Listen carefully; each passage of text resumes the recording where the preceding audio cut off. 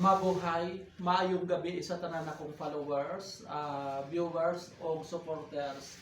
Guys, katatapos lang sa trabaho, wala pa ako makagawa sa office kay kusog kayong ulan.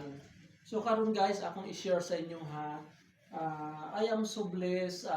Last week, last December 6, nakadawat ko og Christmas gift gikan sa akong mga followers.